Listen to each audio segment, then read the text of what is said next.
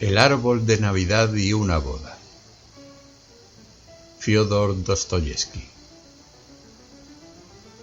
Hace unos días vi una boda, pero no, será mejor que les hable sobre la fiesta del árbol de la Navidad. La boda estuvo bien, me gustó mucho, pero aún mejor fue otro acontecimiento. Ignoro de qué modo al observar la boda me acordé de esa fiesta del árbol de Navidad. Ocurrió del siguiente modo. Hace exactamente 5 años, en vísperas de Año Nuevo, me invitaron a un baile infantil. La persona que me invitaba era muy célebre e importante, con contactos, influencias, intrigas, de modo que uno podía pensar con facilidad que el baile infantil no era más que una excusa para reunirse los padres y charlar sobre ciertos asuntos de la forma más casual e inocente. Yo era ajeno a aquellas cuestiones, no tenía ningún asunto que tratar y por ello pasé la tarde de un modo bastante independiente.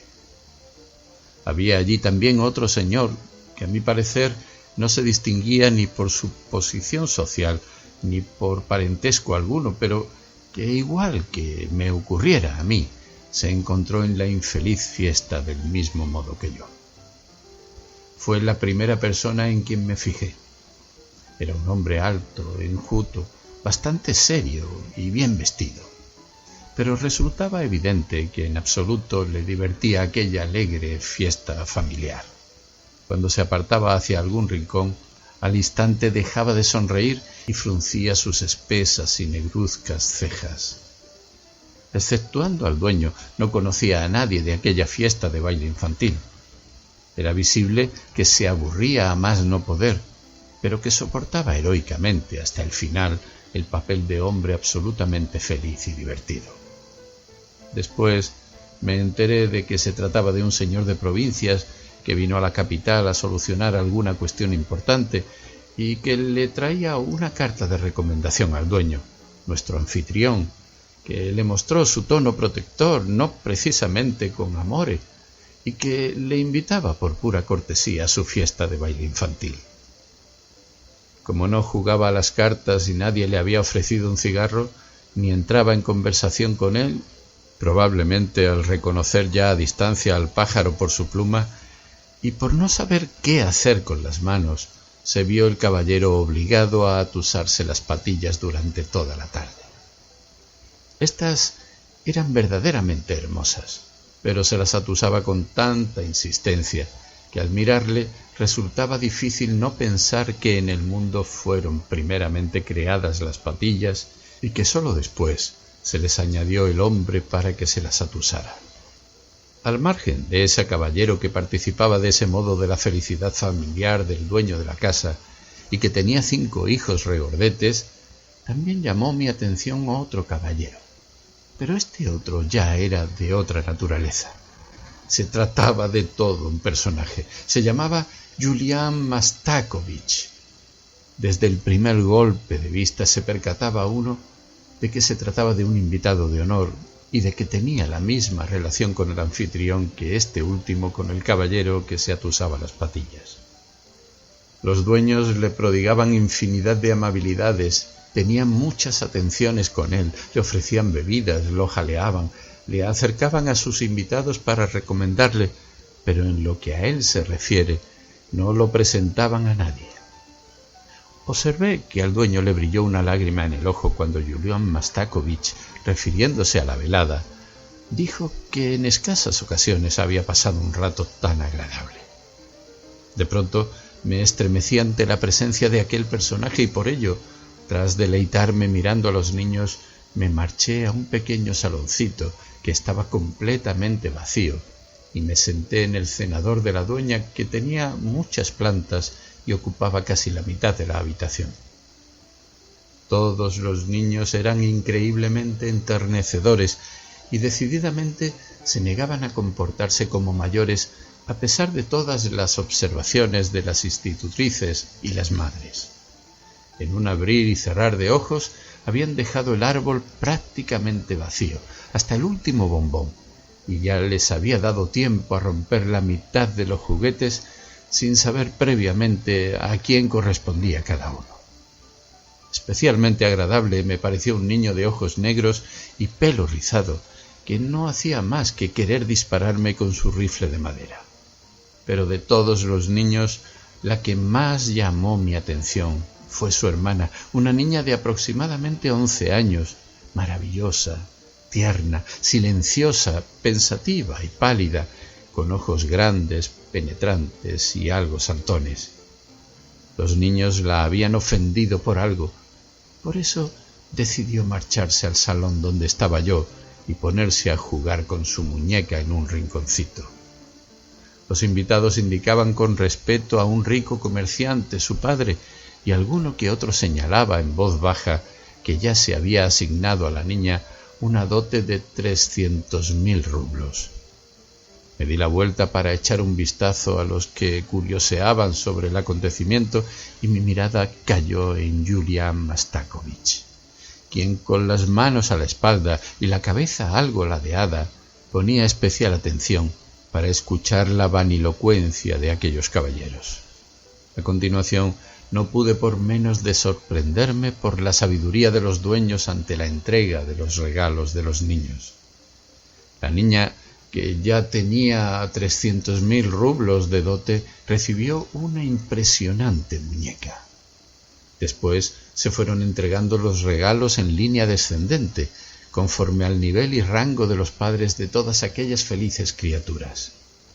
Finalmente, el último niño, de unos 10 años, delgadito, pequeño, pecosillo y pelirrojo, recibió solo un libro de cuentos sobre la grandeza de la naturaleza, las lágrimas de la emoción y otras cosas, sin una sola estampa ni viñeta. Era el hijo de la institutriz de los niños del dueño, una pobre viuda que tenía un niño extremadamente introvertido y asustadizo. Llevaba puesta una chaquetita de nankín barato. Tras recibir su librito, estuvo un largo rato dando vueltas alrededor de otros juguetes. Tenía muchas ganas de jugar con otros niños, pero no se atrevía. Era evidente que ya tenía conciencia de su situación y la comprendía. Me gusta observar a los niños. Lo extraordinariamente curioso en ellos viene a ser la primera revelación de independencia en la vida. Observé que al niño pelirrojo le atrajeron sobremanera los juguetes de más categoría de otros niños, especialmente las marionetas de teatro, con las que le habría encantado jugar representando algún papel, hasta el extremo de hacer alguna gamberrada. Se reía y jugaba con otros niños, y le dio su manzana a un niño regordete que tenía anudado un pañuelo lleno de golosinas. Incluso accedió a llevar sobre su espalda a otro niño, con tal de que no lo apartaran del teatro de las marionetas. Pero al cabo de un minuto, un chaval travieso le dio una considerable paliza.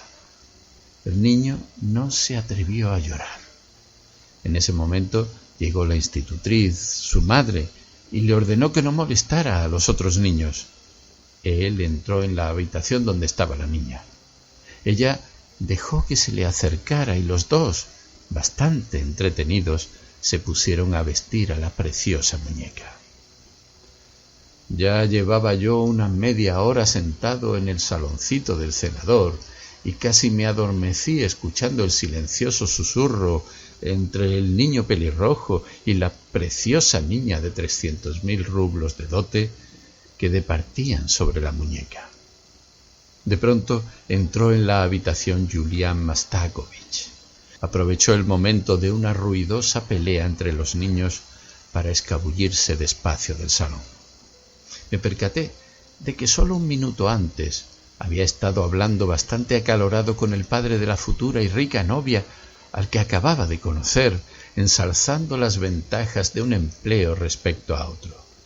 Ahora estaba pensativo y parecía estar echando cuentas con los dedos. 300, susurraba. 11, 12, 13, 16... 5 años. Supongamos que 4%, 12 por 5 igual a 60. Si sobre estos 60, supongamos que dentro de 5 años, entonces serán 400.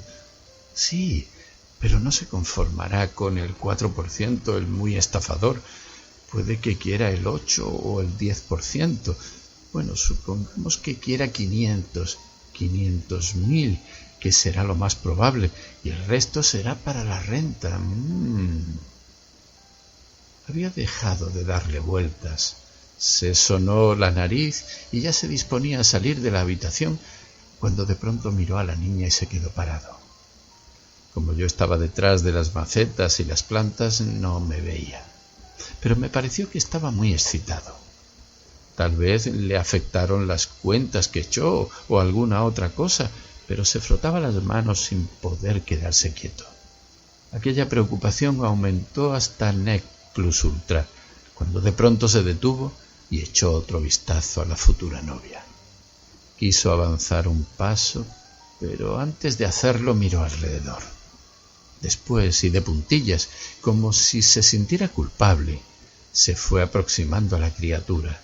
Se le acercó sonriendo, se agachó y le dio un beso en la cabeza. La niña, que estaba abstraída jugando, lanzó un grito asustada. —¿Y qué hace usted aquí, preciosa niña? —le preguntó él a media voz, mirando alrededor y dándole una palmadita en la mejilla. —Estamos jugando. —¿Cómo? ¿Con este niño? Julián Mastakovich miró de reojo al niño. —¿Y no sería mejor que tú, cielito, fueras al salón? —le dijo al niño. El niño le miró abiertamente a los ojos. Julián Mastakovich echó nuevamente un vistazo alrededor y se inclinó otra vez sobre la niña. —¿Qué es esto? ¿Una muñequita, querida niña? —preguntó él. —Sí —respondió la pequeña, frunciendo el entrecejo y ligeramente apocada—. Una muñequita. ¿Sabes, querida niña, de qué está hecha tu muñeca? —No lo sé —respondió ella a media voz y con la cabeza completamente gacha. —De guata, querida. Pero sería mejor que el niño se fuera al salón con los demás niños —dijo Julián Mastakovich, mirando severamente al niño. La niña y el niño fruncieron el ceño y se apretujaron el uno contra el otro. Al parecer, no querían separarse. —¿Y sabes por qué te han regalado esta muñequita? —le preguntó Julián Mastakovich, bajando cada vez más el tono de voz. —No lo sé. Pues para que te portes durante toda la semana como una niña buena y cariñosa. En aquel momento, Julián Mastakovich, excitado hasta más no poder, miró alrededor y, bajando cada vez más la voz, le preguntó finalmente con un tono apenas perceptible por el nerviosismo y la inquietud: —¿Y vas a ser cariñosa conmigo, querida niña, cuando yo venga a visitar a tus padres?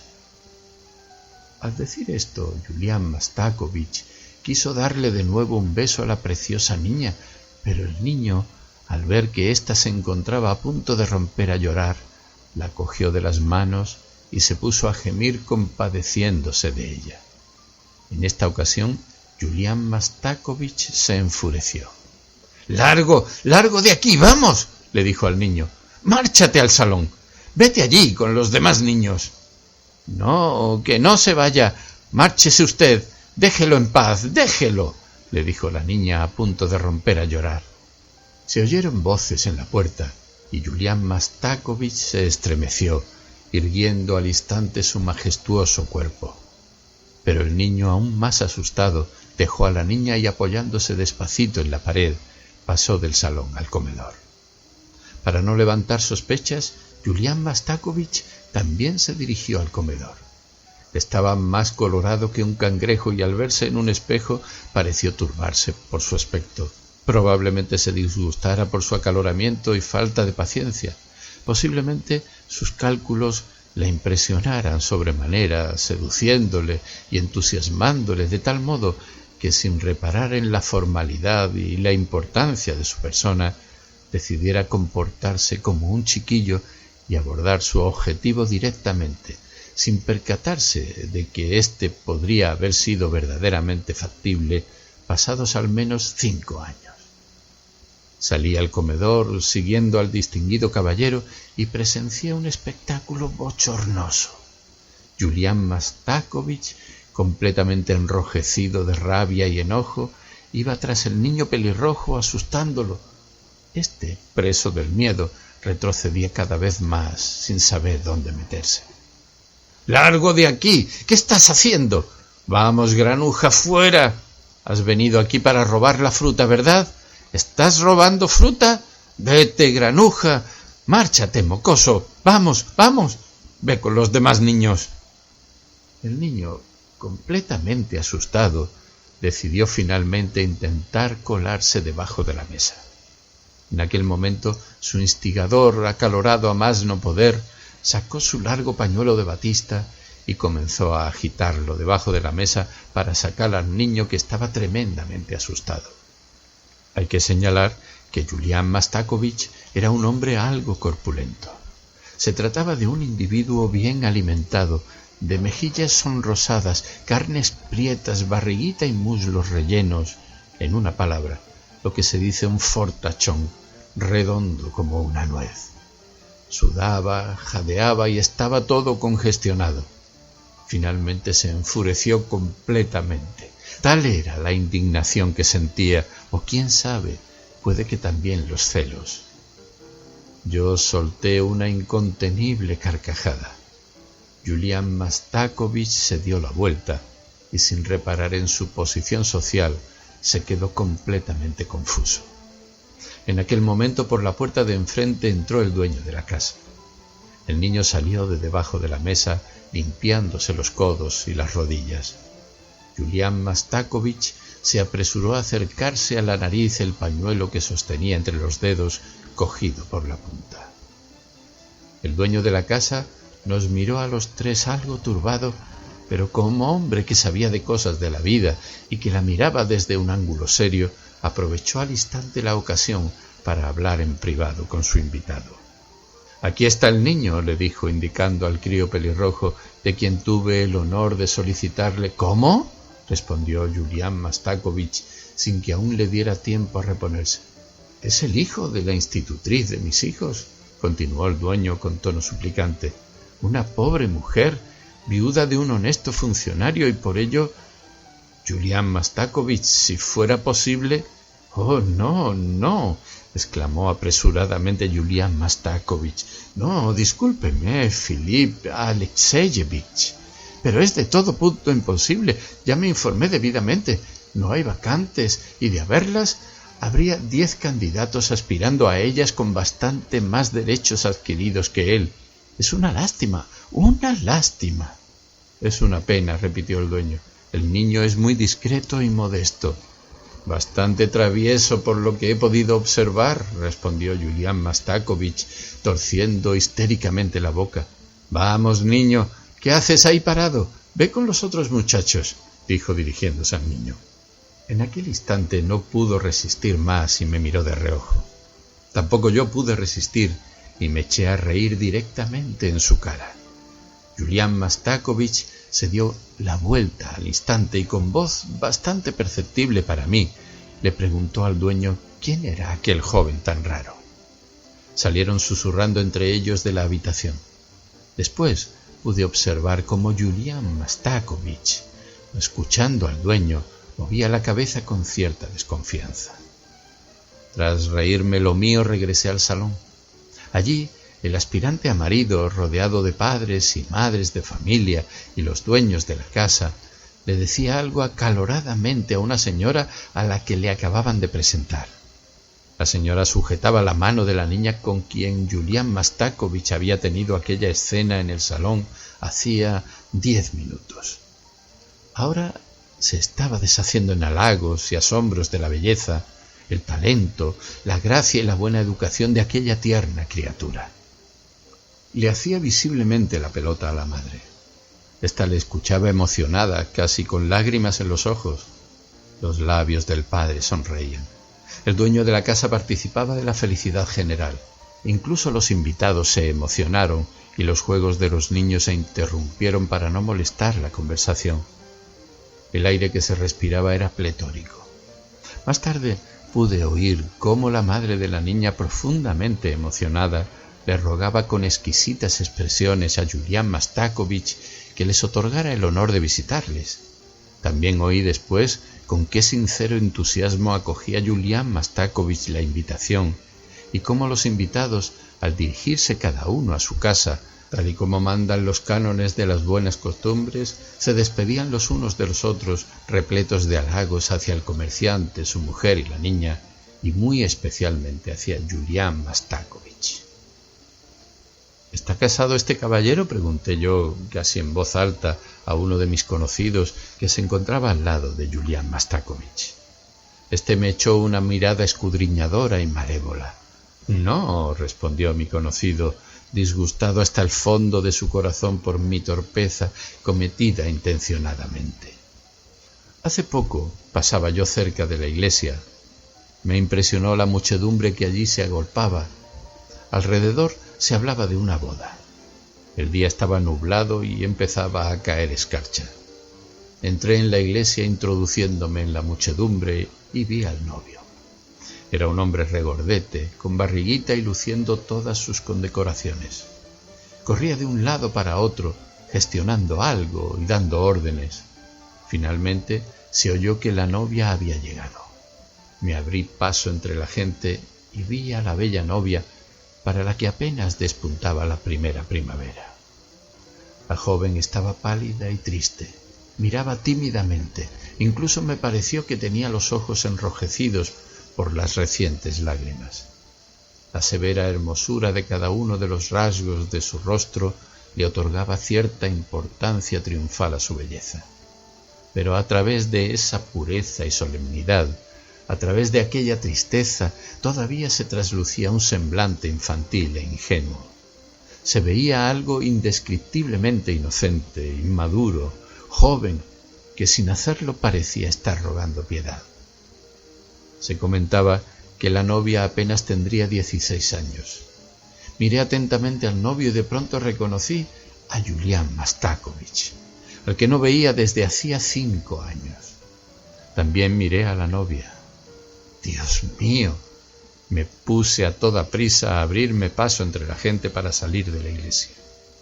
Entre la muchedumbre se hablaba de que la novia era rica, de que tenía 500.000 rublos de dote, y no se sabía cuánto más en renta. Pues pese a todo, le salió bien la cuenta, pensé yo saliendo a la calle.